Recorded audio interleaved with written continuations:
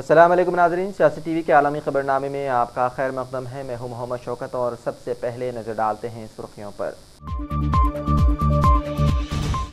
बांग्लादेश में हलाकत खेज मुजाहिरों के दरमियान सुप्रीम कोर्ट ने जारी किया हुक्म, कहा हाई कोर्ट का फैसला गैर कानूनी, 93% भर्तियां मेरिट पर होंगी।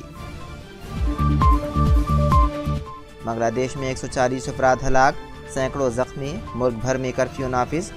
कई ममालिक ने अपने शहरियान के लिए जारी की बांग्लादेश ना जाने के लिए एडवाइजरी।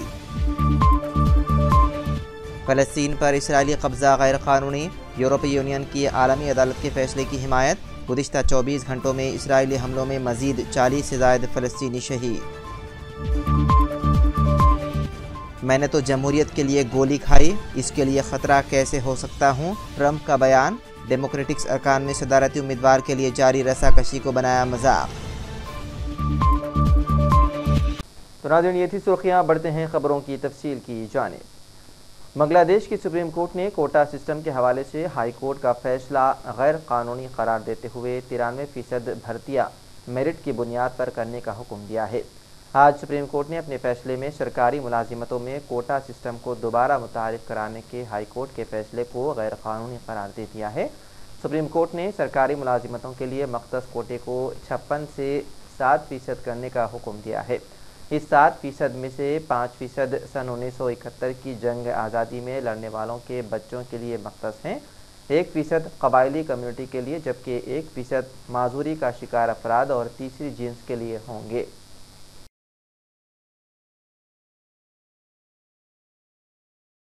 बांग्लादेश में तलबा के सरकारी मुलाजिमतों में कोटा सिस्टम के खिलाफ मुल्क भर में एहतजाज के बाद कर्फ्यू नाफिज कर दिया गया है। उन एहतजाजी मुजाहिरों में ताहाल 133 अफराद हलाक हो चुके हैं। वज़ीर-ए-आज़म शेख हसीना के दौरे हुकूमत में ये बदतरीन मुजाहिरे हैं, जिसमें इतने कम अरसे में मुतादिद अफराद हलाक और सैकड़ों जख्मी हुए। पेश है खास रिपोर्ट। बांग्लादेश में मुजाहिरीन के खिलाफ कर्फ्यू नाफिज कर दिया गया है। शहरों में फौजी गश्त बढ़ा दी गई है। अक़वाम मुत्तहिदा की जानिब से मुजाहिरीन पर तशद्दुद के वाक़यात पर तशवीश का इजहार किया गया है। वाज़ेह है कि हफ्ते के रोज़ कर्फ्यू की खिलाफ वर्जी पर मुजाहिरीन और पुलिस के दरमियान ज़बरदस्त झड़पों की इत्तलात हैं। बांग्लादेश में जारी हफ्ता भर से तलबा के मुजाहिरों की वजह से दारुकुमत ढाका समेत दीगर शहरों में फैलने वाली बदअमनी को रोकने के लिए फौजी दस्ते सड़कों पर आ गए हैं। इसी दौरान हुकूमत ने कर्फ्यू की खिलाफ वर्जी करने वालों या मुजाहिरीन पर फायरिंग की भी ऑर्डर्स जारी कर दिए हैं।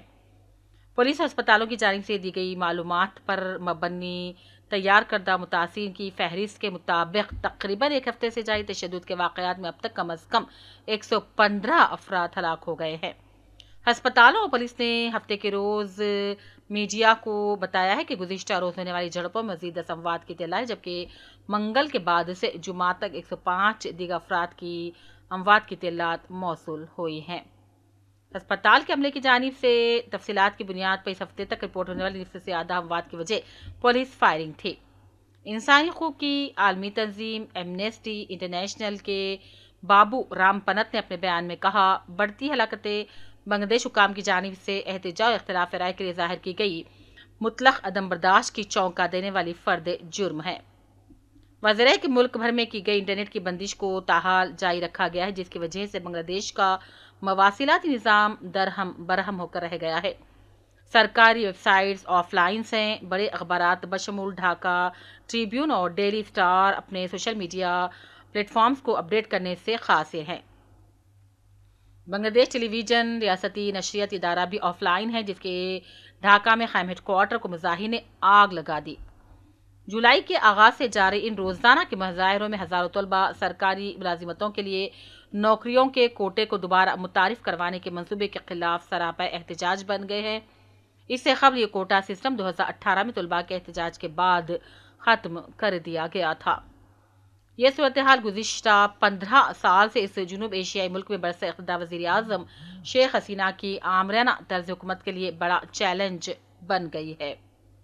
अक़वाम मुत्तहिदा के इंसानी हकूक़ के सरबराह ने बांग्लादेश में तलबा मुजाहिरीन पर हमलों को हैरानकुन और नाकाबिल क़बूल करार दिया। उन्होंने कहा, मुझे बांग्लादेश में तशद्दुद पर गहरी तशवीश है। तुर्की ने भी कहा कि उन्हीं फौजी पुलिस यूनिट्स की तैनाती के इत्तला से बहुत परेशान है। ब्यूरो रिपोर्ट, सियासत टीवी। वहीं दूसरी जानिब अमरीकी महकमे खारजा ने अपने शहरियों को बांग्लादेश सफ़र करने से मना किया है। एडवाइजरी में महकमे खारजा ने कहा कि बांग्लादेश में शहरी बदामनी के बायस चंद सिफारतकारों और उनके अहल खाना को निकाल रहे हैं, जबकि गैर ज़रूरी सिफारती मुलाजिमीन को रदाकाराना वापसी की इजाज़त दी है। अमेरिका ने बांग्लादेश के लिए ट्रैवल एडवाइजरी को लेवल 4 तक बढ़ा दिया है और शहरियों पर जोर दिया कि वहां का सफ़र ना करें। इजरायली फ़ौज ने गाज़ा में रिहायशी इलाकों में सड़कों पर खड़े लोगों पर बमबारी कर दी, जिसमें कई फ़लस्तीनी शहीद हो गए। गुज़िश्ता 24 घंटों में इजरायली हमलों में मज़ीद 40 से ज़ायद फ़लस्तीनी शहीद हो गए। रिपोर्ट में बताया गया है कि जबालिया कैंप पर बमबारी से फ़लस्तीनी सहाफ़ी, बीवी, बच्चों समेत शहीद हुए। याद रहे कि गाज़ा में 9 माह से जारी जंग में 161 सहाफ़ी शहीद हो चुके हैं।